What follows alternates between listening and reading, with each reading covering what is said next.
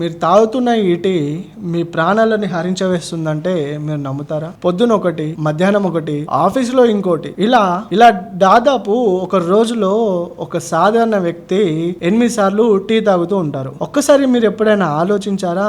మీరు తాగుతున్న ఈ టీయే మీ శరీరంలోకి ఒక విషాన్ని పంపించి అది మెల్లగా మీ ప్రాణాలను తినివేస్తుందంటే మీరు నమ్ముతారా? గత కొన్ని రోజుల క్రితం హైదరాబాద్ లో దాదాపు 3000 టన్నుల నకిలీ టీ పొడిని కనుక్కున్నారు ఫుడ్ సేఫ్టీ అధికారులు. అయితే ఈ నకిలీ టీ పొడిని ఏ విధంగా తయారు చేస్తారో మీకు తెలుసా? ముందుగా ఈ టీ పొడికి వ్యర్థమైన ఆకులను కలిపి వాటిలో కొన్ని రసాయనాలను మిక్స్ చేసి ఒక చాయ్ పత్తా లాగా వాటిని డిజైన్ చేశారు.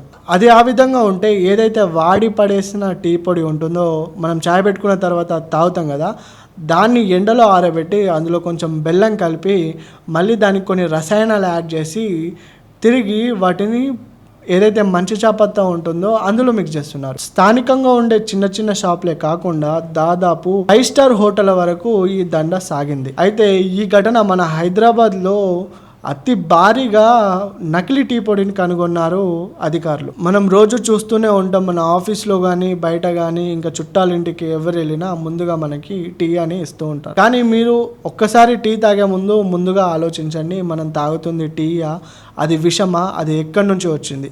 అయితే కొంతమంది అధికారులు అంటే ఈ ఫుడ్ సేఫ్టీ అధికారులు కొన్ని సూచనలు కూడా ఇచ్చారు.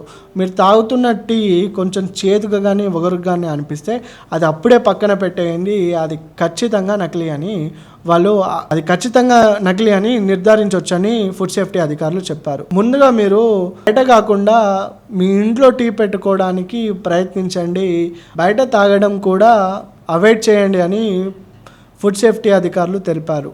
అయితే గతంలో చూసుకుంటే హైదరాబాద్లో కల్తీ అల్లం పేస్ట్ కానీ, కల్తీ చికెన్ కానీ, కల్తీ పన్నీర్ కానీ మనం చూసాం. కానీ ఇప్పుడు కల్తీ చాయ్ పత్తా స్థానికంగా భయాందోళన కలుగజేస్తుంది. ఒకసారి టీ తాగే ముందు 1-2 సార్లు ఆలోచించుకోండి.